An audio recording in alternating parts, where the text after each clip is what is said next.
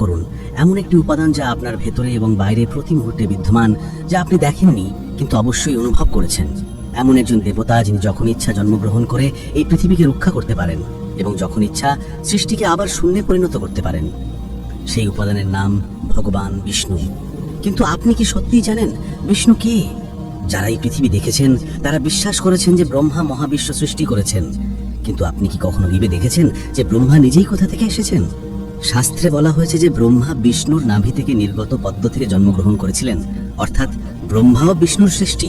কিন্তু যদি বিষ্ণু সৃষ্টির আগে থেকেই অস্তিত্বে ছিলেন, তাহলে তিনি নিজেই কিভাবে অস্তিত্বে এসেছিলেন? এই রহস্যময় গল্পটি শেষ পর্যন্ত দেখুন, কারণ এই ভিডিওতে আপনি জানতে পারবেন বিষ্ণু কিভাবে জন্মগ্রহণ করেছিলেন, এই মহাবিশ্ব কে সৃষ্টি করেছিলেন এবং এই মহাবিশ্বে বিষ্ণুর ভূমিকা কি। এমন অনেক প্রশ্নের উত্তর আপনি পাবেন যা খুব কম লোকই জানেন, তাই ভিডিওটি এড়িয়ে যাবেন না, শেষ পর্যন্ত দেখুন, কারণ প্রতিটি মুহূর্তের মধ্যেই একটি গভীর রহস্য লুকিয়ে থাকে। এর জন্য আমাকে তোমাদের এমন এক সময় নিয়ে যেতে হবে যেখানে সময়ের অস্তিত্ব নেই, এমন এক স্থান যার কোনো নাম নেই, কোনো পরিমাণ নেই, এমন এক মাত্রা যা সকল মাত্রার ঊর্ধ্বে, যেখানে কেউ যেতে বা দেখতে পারে না। প্রতিটি সত্যের ঊর্ধ্বে একটি সত্য হলো জ্ঞান। আসুন এই মহাবিশ্বের আদিতে সদা শিবের সাথে দেখা করি।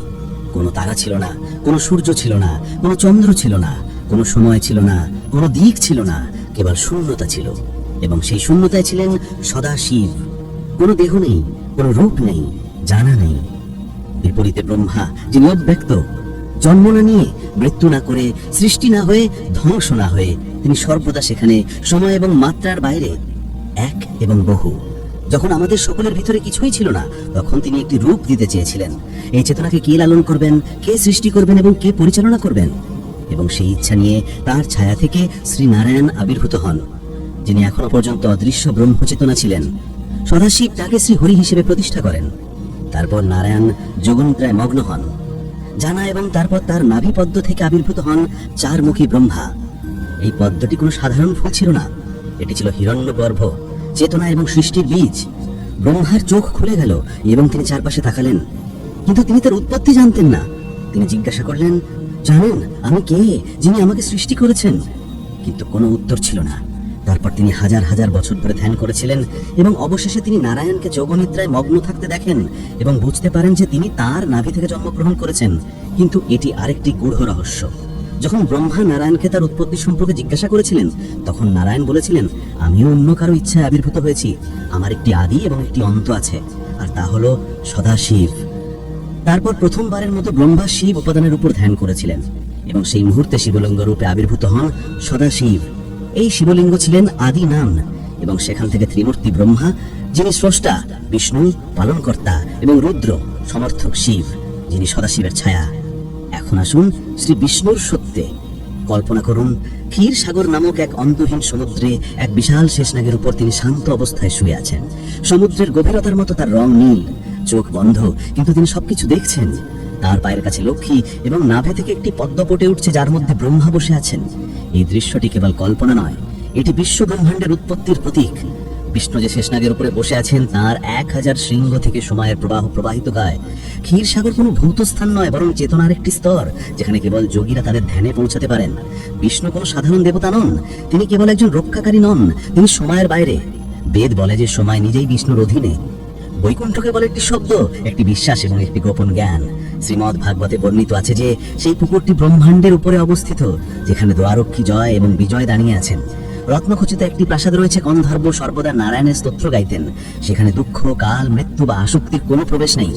পুরাণে বলা হয়েছে যে বৈকুণ্ঠের প্রবেশদ্বার কেবল ভক্তদের জন্যই খোলা। যোগীরা বলেন যে বৈকুণ্ঠ কোনো দিক নয়, বরং এমন এক অবস্থা যেখানে আত্মা পূর্ণ শান্তিতে প্রবেশ করে। রাম এবং কৃষ্ণ বিষ্ণুর অবতার।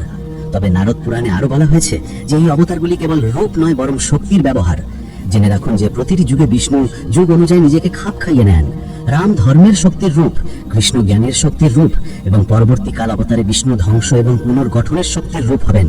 ভবিষ্যৎ পুরাণে বলা হয়েছে যে বিষ্ণু ইতিমধ্যে 1000 যুগের পরিকল্পনা করেছেন, যেখানে প্রতিটি যুগে তার আবির্ভাব বিভিন্ন শক্তি দিয়ে স্থির। অনেকে জিজ্ঞাসা করেন যে বিষ্ণু কি আজ পৃথিবীতে আছেন, এবং উত্তর হলো হ্যাঁ, কিন্তু আকারে নয়, বরং শক্তিতে। যেখানেই একজন ধ্যানমগ্ন সাধক বসে আছেন, যেখানেই একজন মা তার সন্তানকে ঘুম পাড়াচ্ছেন, জেনে রাখুন যেখানেই একজন বৃদ্ধ সাধু অন্যদের জন্য প্রার্থনা করছেন, সেখানেই বিষ্ণু আছেন।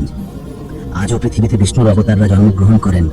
আমরা তাদের সাধু, গুরু বা মহাত্মা হিসেবে স্বীকৃতি দিই, সমাজকে ভারসাম্য বজায় রাখার জন্য তারা সর্বদা গোপনে সক্রিয় থাকেন। বৃহ্মবর্ত পুরাণ বলে, জেনে রাখুন, কলিযুগের শেষে যখন অধর্মের সীমা ভেঙে যাবে, তখন বিষ্ণু স্বয়ং কল্কি রূপে আবির্ভূত হবেন। তার বাহন হবে একটি সাদা ঘোড়া। তার উদ্দেশ্য হবে অধর্মের ধ্বংস এবং সত্যযুগের প্রত্যাবর্তন। রাম এবং কৃষ্ণ রূপে বিষ্ণু যা করেছিলেন তা কেবল ধর্মস্থাপন ছিল না, জেনে রাখুন এটি চেতনাকে উন্নত করার জন্য ছিল।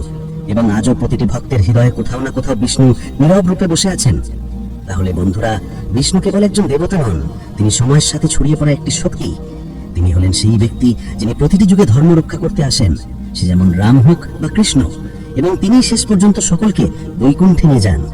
তাহলে বন্ধুরা, তোমরা কিভাবে জানলে সদাশিব নারায়ণকে জন্ম দিয়েছিলেন এবং ব্রহ্মার জন্ম হয়েছিল নারায়ণের নাভি থেকে? এই সমগ্র ব্রহ্মাণ্ডের সৃষ্টিকর্তা কে হয়েছিলেন? এটি কেবল একটি